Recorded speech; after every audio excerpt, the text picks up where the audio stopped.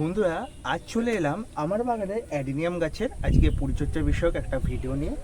তো বন্ধুরা, এই যে অ্যাডেনিয়ামের গাছগুলো দেখছেন, এই গাছগুলো নিয়ে আমি কিছুদিন আগেই একটা পোস্ট দিয়েছিলাম। অনেকেই বলেছিল তোমাদের গাছেও এইভাবে কুঁড়ি পচে যাচ্ছে, ফুটছে না ঠিকভাবে, এরকম সমস্যা দেখা দিচ্ছে। এটা শুধুমাত্র তোমাদের দেখানোর জন্যই আমি কিন্তু কাজটা এবছর করেছি, নাহলে কিন্তু আমার গাছের কুঁড়ি পচে না খুব সহজে। প্রত্যেকটা কুঁড়ি ঠিকঠাকভাবে প্রস্ফুটিত হয়, কিন্তু এবারে যে যত্নগুলো করি সেই যত্নগুলো স্কিপ করেছি। নর্মাল বৃষ্টির জলের মধ্যে ফেলে রেখেছি এবং খাবার খুব সীমিত দিয়েছি, যার কারণে এই গাছগুলোতে এই সমস্যা কিন্তু দেখা দিয়েছে। আমি এই সমস্যার মধ্য দিয়ে যেতে যেতে বুঝতে পারলাম কোন কোন বিষয়গুলো তোমরা ভুল করছো। ইভেন আমি এবছর করিনি, যার কারণে এইভাবে কুঁড়িগুলো পচে গিয়েছে, যে কাজগুলো না করার জন্য। চলো সেগুলোই তোমাদের সঙ্গে আজকের ভিডিওতে আলোচনা করব এবং গাছে প্রচুর পরিমাণ ফুল আনার জন্য একটা শক্তিশালী খাবারের কথা বলবো। এই খাবারটা কিন্তু রাসায়নিক খাবার, আর এই খাবারের মোটামুটিভাবে এই এতটুকু খাবার যদি আমরা এই রকম ধরনের সাইজে গাছে খাওয়াতে পারি, তাহলে ডেফিনেটলি এই গাছের চেহারা কিন্তু এইরকম বড় হতে বাধ্য। আর যারা বলছো না গাছে ফুল আসছে না, গাছের কটেক্স মোটা হচ্ছে না, তারা এই খাবারটা একবার ব্যবহার করে দেখো। খাবারটার নাম জানতে হলে ভিডিওটা যে সম্পূর্ণ দেখতে হবে, এবং গাছের পরিচর্যা সম্পূর্ণ জানতে হলে ভিডিওটা সম্পূর্ণ দেখতে হবে। নমস্কার বন্ধুরা, আমি অনিশ এবং আপনারা দেখছেন আপনাদের পছন্দের guardian YouTube channel guardian Bangla. প্রত্যেকের স্বাগত জানাচ্ছি আজকের ভিডিওতে। আপনারা যদি ফেসবুক থেকে দেখে থাকেন অবশ্যই কমেন্টে জানাবেন, এবং ফেসবুক থেকে যদি দেখেন অবশ্যই আপনারা ডাইরেক্ট মেসেজের মাধ্যমে আপনাদের কোনো সমস্যা থাকে সেই সমস্যার সমাধান করে নিতে পারে। আর এই খাবারটা যদি আপনারা কিনতে চান, এর অনলাইন পারচেস লিঙ্ক আমি দিয়ে দেবো, সেখান থেকে আপনারা খুব সহজে কিনতে পারবেন। আর এটা কিন্তু অফলাইনে খুব কম জায়গাতেই অ্যাভেলেবেল রয়েছে। অনলাইনে আপনারা বাড়িতে বসেই খুব কম দামে, একদম মানে মার্কেটের থেকেও কম দামে আপনারা পেয়ে যাবেন, এমন একটা আমি বিশ্বস্ত জায়গার খোঁজ পেয়েছি। তো এই ধরনের গাছ আমরা আমাদের বাগানে প্রত্যেকটি এনে বসাই। তো বেসিক্যালি গাছটার বয়স হবে এখন 1 বছর। একদম ছোট্ট চারা গাছ এনে বসিয়েছিলাম, 1 বছরের মধ্যে এরকম চেহারা ধারণ করেছে, বেশ ঝাঁকড়া বুশি গাছ হয়েছে। গাছে কিন্তু প্রচুর পরিমাণে ফুলের কুঁড়ি, ইভেন যে সমস্ত নতুন ডালগুলো বেরোচ্ছে এগুলোতেও কুঁড়ি দেখা দেবো এরকম অবস্থা। এবার আমরা এমন কি যত্ন করবো যার জন্য আমাদের গাছের কুঁড়িগুলো এরকমভাবে শুকনো হবে না বা পচে গিয়ে ঝরে পড়বে না। সমস্ত সময় মাথায় রাখতে হবে অ্যাডেনিয়াম গাছ কিন্তু মরুভূমি এলাকার গাছ, মানে শুষ্ক মাটিতে এই গাছ কিন্তু সব থেকে ভালো হয়। এর জন্য দরকার বালি, মাটি, কম্পোস্ট এবং সিন্ডার বা বালি চারার পর যে নুড়ি পাথর থাকে সেই নুড়ি পাথর দিয়ে মিডিয়া তৈরি করা। আমি এখানে কিন্তু নুড়ি পাথর দিয়ে মিডিয়া তৈরি করেছি, এর জন্য কিন্তু আমার মিডিয়ায় একটুও জল জমায় না। যেহেতু কম্পোস্ট এবং কম্পোস্ট আর মাটি দেওয়া রয়েছে, তার জন্য কিছুটা পরিমাণ হলেও গাছ কিন্তু দ্রুততার সাথে শিকড় কিন্তু বিস্তার করতে পারে। আর প্রচুর নাইট্রোজেন কিন্তু গাছ এই খাবারটা থেকে পেয়ে থাকে, তার জন্য গাছ কিন্তু খুব চচ্চর করে বাড়ে। মাটিতে যখনই জল জমবে না তখনই লক্ষ্য করবে গাছের পাতা কিন্তু ফ্রেশ থাকবে। এই যে সমস্ত কুঁড়িগুলো পড়ছে, এটা কিন্তু সম্পূর্ণটা বৃষ্টির জলের জন্য পচেছে। এটা কিন্তু মাটিবাহিত বা মাটি ভিজে থাকার কারণে কিন্তু কখনোই পচে যায়নি। তাই যাদের শুধুমাত্র মাটির মিডিয়া রয়েছে, বলবো মাটি আর সিন্ডার মিডিয়া মিশিয়ে পটিং মিক্স তৈরি করে তারপর গাছটি প্রতিস্থাপন করুন, ডেফিনেটলি আপনাদের গাছ কিন্তু ভালো হবে। আর যখনই গাছের এইভাবে কুঁড়ি পচবে তখনই আপনাদের দুটো জিনিস মাথায় রাখতে হবে। এক, গাছে ফুল আসা মাত্র গাছটিকে একদম শেডের মধ্যে নিয়ে চলে যান, বা যেখানে ছাওয়া জায়গা রয়েছে, যেখানে বৃষ্টির জল পাচ্ছে না, এরকম একটা জায়গায় নিয়ে চলে যান। কারণ এই গাছ যদি বৃষ্টির জল একবারও পায়, মানে কুঁড়ি আসার পর, তাহলে এই কুঁড়ির যে ডগাগুলো রয়েছে, এই দেখতে পাচ্ছেন ডগাটা কীরকমভাবে পচে যাওয়া শুরু করেছে, ঠিক সেমভাবে পচতে সমস্ত ডগাগুলো পচে যাবে। আবার এটা যদি বেশি পরিমাণে হয় তখন কিন্তু আমাদের গাছের এই ডালে ফাঙ্গাস লেগে যেতে পারে এবং থেকে থেকে গোটা গাছটাও পচে যেতে পারে। আর একটা মাটি থেকে যে সমস্যাটা হয়, মাটিতে এক্সট্রা জল জমে থাকার কারণে এই যে কটেক্স, এই যে শক্ত ভাব দেখাচ্ছে কটেক্সকে, এটাও কিন্তু পচে যেতে পারে। তো এখানে আরেকটিও গাছ রয়েছে, মানে দু ভ্যারাইটির গাছ। এখানে বড় গাছ রয়েছে, বড় গাছটা নিয়ে কিছু বলার নেই, কারণ বড় গাছের মধ্যে যত্ন নিতে হয়। তো সেটা নিয়ে পরবর্তী সময়ে আসছে নতুন ভিডিও। আর তোমরা যদি বড় গাছের ভিডিও খুব তাড়াতাড়ি দেখতে চাও সেটাও কমেন্টে জানাও, তাহলে খুব তাড়াতাড়ি ভিডিও নিয়ে আসার চেষ্টা করব। তো আর একটা জিনিস যেটা হয়, কটেক্স পচে যাওয়া, তো এর জন্য কিন্তু ফাঙ্গিসাইড ব্যবহার করতে হবে উইকলি বেসিসে। এখন কিন্তু ব্যবহার করে যেতে হবে যদি বৃষ্টির মধ্যে গাছ রাখতে চাও। যে কোনো ধরনের ফাঙ্গিসাইড গাঢ় করে গুলে, basically contact base fungicide, systemic দিলে চলবে না, কন্ট্যাক্ট বেসড ফাঙ্গিসাইড গুলে দিয়ে জাস্ট এই গাফটিং পোর্শন পর্যন্ত একদম ভালো করে প্রলেপ করে লাগিয়ে দেবে, যেটা তোমাদের আমি জবা গাছের ক্ষেত্রে করে দেখিয়েছিলাম। সেই কাজটা করো, তাহলে দেখবে কটেক্স পচার প্রবণতা কিন্তু অনেক কম হয়ে যাবে। আর এই অতিরিক্ত বৃষ্টিতে রাখার কারণে এই জিনিসটা কিন্তু তোমরা প্রত্যেকে লক্ষ্য করতে পারবে যে গাছের কুঁড়ি ঝরে যাচ্ছে। এই কুঁড়ি ঝরার পেছনে কিন্তু বৃষ্টির যেমন অবদান রয়েছে, তেমনই রয়েছে খাবারের অবদান বা খাবারের ঘাটতি।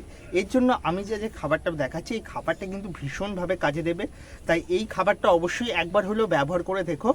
দাম খুব একটা বেশি নয়, ওই মোটামুটিভাবে 150 থেকে 160 টাকা কেজি পড়বে। এর মধ্যে তোমরা খাবারটা পেয়ে যাবে, মানে বাড়িতে বসে হাতে খাবারটা পেয়ে যাবে। আর এই খাবারটা এতটা মার্কেটের তুলনায় কম দাম যে তোমরা, আর এই কোয়ালিটিটাও খুব দারুণ। এই খাবারটা কিন্তু ব্যবহার করে একবার দেখতে পারো। আমি নিয়েছি এবং ব্যবহার করে দেখেছি, এটাও খুব ভালো। এটা NPK 15-15-15, কিন্তু এর ফরম্যাটটা দেখো দানাদার ফর্মে রয়েছে। এটা কিন্তু যে আমরা রাসায়নিক ফোলিও স্প্রে করি সেই কিন্তু নয় এটা। আর এটা 1 কেজি কিনলে মোটামুটিভাবে তোমার যদি বাগানে 100 থেকে 150টাও যদি গাছ থাকে, ফুল দেওয়ার মতো গাছ বা ফলের গাছ থাকে, সমস্ত গাছে দিয়ে দিয়েও মোটামুটিভাবে 2-3 মাস 4 মাস তো হয়েই যাবে। আর মানে ভ্যালু ফর মানি বলা চলে। তো এটা তোমরা ব্যবহার করে দেখতে পারো। আর এটা জাস্ট এইটুকুনি দানা, খুবই শক্তিশালী খাবার, রাসায়নিক খাবার, এইটুকুনি দানা দিতে হবে। তো তার আগে দেখতে পাচ্ছি এতে প্রচুর আগাছা জন্মাচ্ছে। এই বর্ষাকালে এটাই কিন্তু বাড়তি সমস্যা, যে টবের মাটির মধ্যে আগাছা জন্মায়। এটার পেছনে মূল যে কারণটা থাকে, আমরা যে মাটিটা ব্যবহার করি তার মধ্যে ঘাসের বীজ থেকে যাওয়া, আর এই বীজগুলো থেকেই কিন্তু এই ধরনের আগাছাগুলো জন্মায়। আর এই আগাছা যখনই জন্মাবে তখনই কিন্তু আমাদের গাছের কোনো না কোনো প্রবলেম দেখা দেবে, যেমন মাটিতে জল বসে থাকা, ফাঙ্গাস লাগা, এই ধরনের সমস্যা কিন্তু হয়ে থাকে। তো এই খাবারটা জাস্ট এইটুকুনি পরিমাণে নিয়ে আমি গোটাটা এইভাবে টব জুড়ে আমি কিন্তু দিয়ে দিচ্ছি। মোটামুটিভাবে 20 থেকে 15-20টা দানা কিন্তু দিলেই কাজ হয়ে যাবে, খুব বেশি কিন্তু দেওয়ার প্রয়োজন পড়ে না। আর এই খাবারটা মোটামুটিভাবে মাসে 2বার দিলে ভালো কাজ হবে। এখন যেহেতু ফুল ফুটছে, গাছ কিন্তু মোটামুটিভাবে অক্টোবর-নভেম্বর মাস করে ডরমেন্সিতে যাবে। অক্টোবর-নভেম্বর, ধরুন নভেম্বরে ডরমেন্সিতে গেলে নভেম্বর থেকে ফেব্রুয়ারি পুরোপুরি ডরমেন্সি পিরিয়ডের মতো থাকবে। তার আগে কিন্তু আমাদের গাছ থেকে মোটামুটিভাবে 5-6 বার এখনও কিন্তু ফুল পাওয়া যাবে। আর এই খাবারটাই ব্যবহার করে যান, ফুল ডেফিনেটলি পাবেনই পাবেন। আর এই খাবারের পাশাপাশি আর অন্য কোনো খাবার দেওয়ার দরকার পড়বে না, কারণ এর মধ্যে নাইট্রোজেন, পটাশ, ফসফেট তিনটেই রয়েছে ব্যালেন্স ফরম্যাটে। আর এটা কিন্তু খুব ভালো কাজ দেয়। আর এই যে গাছটা দেখছেন আপনারা, এই বিগ সাইজের গাছ, আমি কিন্তু এই গাছেও সেম খাবারই এখন দিচ্ছি। এর জন্য কিন্তু প্রত্যেকটা গাছের ডগায় কিন্তু কুঁড়ি। আজ থেকে কিন্তু 15-20 দিন আগেও কিন্তু এরকম ছিল না। যখন একবার আমি খাবারটা দিয়েছি 1 সপ্তাহ আগে, তখনই কিন্তু গোটা গাছ কিন্তু কুঁড়িতে ভরে গিয়েছে। আর এই গাছে কিন্তু আর দুটো জিনিস আমি ব্যবহার করি, সেটা হচ্ছে হিউমিক অ্যাসিড বা হিউমিক গোল্ড, যেটা আমরা humic acid plus folic acid পাওয়া যায় মার্কেটে, আমি সেটা কিন্তু ব্যবহার করে থাকি। আমি মোটামুটিভাবে মাসে 1 বার হলেও মিডিয়াতে দিই। এখন যেহেতু বর্ষাকাল চলছে তাই আমি ওটা ব্যবহার কমিয়ে দিয়েছি। যেদিনকে মানে পুরো টানা রৌদ্র রয়েছে, 2-3 দিন বৃষ্টি হয়নি, তখনই কিন্তু আমি লিটারে মোটামুটিভাবে 2 গ্রাম পরিমাণ নিয়ে নিই। যেহেতু আমার কাছে লিকুইডও রয়েছে এবং গুঁড়ো ফরম্যাটেও রয়েছে, আমি তাই গ্রামটাও বলছি লিকুইডটাও বলছি। 2 গ্রাম পরিমাণ নিয়ে মোটামুটিভাবে 500 ml জলে গুলি এবং 3টে গাছকে আমি দিয়ে দিই ভাগ করে। আর লিকুইড হলে মোটামুটিভাবে 10 ফোঁটা পার লিটার দিলে ভালো কাজ। আমি কিন্তু আমার বাগানে আর 5টা গাছে যেমন দিই, এই গাছটাতেও তেমন ব্যবহার করে থাকি। অ্যাডেনিয়াম গাছে জানি এত কিছু প্রয়োজন হয় না, কিন্তু অল্প সময় সুন্দর গাছ করতে হচ্ছে আর গাছে প্রচুর ফুল ফোটাতে হচ্ছে, যেটা আমাদের ভালো লাগছে, তার জন্য তো এটা করা চলেই। কীটনাশক অ্যাডেনিয়াম গাছে খুব একটা বেশি লাগে না। পারলে নিম তেলটা ব্যবহার করে রাখতে পারেন, কারণ অনেক সময় গাছে মিলিবাগ দেখা দেয়, তার জন্য কিন্তু কাজ দিতে পারে। আরেকটা বিষয়, যেটা অ্যাডেনিয়াম গাছ কিন্তু টাইম টু টাইম রিপোর্ট করতে হয়, নাহলে কিন্তু এর শিকড় কিন্তু রুট বাউন্ড হয়ে যায়, তখন কিন্তু গাছ খুব একটা ভালো গ্রোথ নেয় না। কিন্তু বলবো রুট বাউন্ডটা গাছকে করানোর দরকার, তবেই কিন্তু গাছ দেখতে সুন্দর হয়, গাছের কটেক্স মোটা হয়। আর গাছের কটেক্স বৃদ্ধি করতে হলে মাটিতে সিঙ্গেল সুপার ফসফেট, এটা কিন্তু বোনাস টিপস দিচ্ছি, মাটিতে সিঙ্গেল সুপার ফসফেট মোটামুটিভাবে 100 ml জলের মধ্যে এই চামচের 1 চামচ পরিমাণ গুলবেন। আর যদি ছোট ছোট অনেক কটা গাছ থাকে প্রত্যেকটা গাছে মোটামুটিভাবে 10 ml করে জল মাসে একবার করে দিন, দেখবেন চমৎকারটা। কারণ যত পরিমাণ গাছ ফসফেট জাতীয় খাবার পাবে সরি, তত কিন্তু গাছের বৃদ্ধি কিন্তু ভালো হবে। এই গাছের সাথে থাকতে থাকতে না বৃষ্টির জল লেগে লেগে নিজেরই শরীর খারাপ হয়ে যায়, কিন্তু যখন গাছগুলোকে দেখি তখনই শরীর ভালো হয়ে যায়। ঠিক এইভাবে যখনই আমরা জলটা গাছে দেবো তখন কিন্তু আমাদের গাছ খাবারটা দ্রুতর সাথে গ্রহণ করবে, যেহেতু জলের সাথে আমরা মিশিয়ে দিচ্ছি। আর এই সিঙ্গেল সুপার ফসফেট মানে ফসফেট আমাদের গাছের কটেক্স মোটা করতে দারুণ কাজ দেয়। গাছের খালি কটেক্সটা দেখুন, 1 বছরের গাছ কেউ বলবে, একদম ছোট্ট গাছ এনেছিলাম, তো সেই ছোট্ট গাছ আজ এরকম চেহারা নিয়েছে। ভবিষ্যতে গিয়ে গাছটি আরও বড় হবে, তখন আরও সুন্দর দেখতে লাগবে।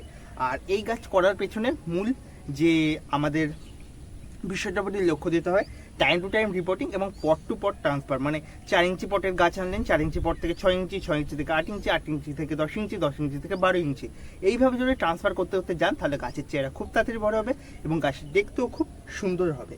আর এই গাছের প্রচুর পরিমাণ ফুল ফোটাতে হলে দিনে কমসে কম 6 ঘন্টা রৌদ্র দরকার। আমরা দেখতে পাচ্ছি খোলা আকাশের নিচে গাছগুলো রয়েছে, আর এই খোলা আকাশের নিচে থাকার জন্য কিন্তু গাছগুলো সারাদিন রৌদ্রের মধ্যে থাকে, তাই কিন্তু গাছের বৃদ্ধি কোনো অংশে কম নয়।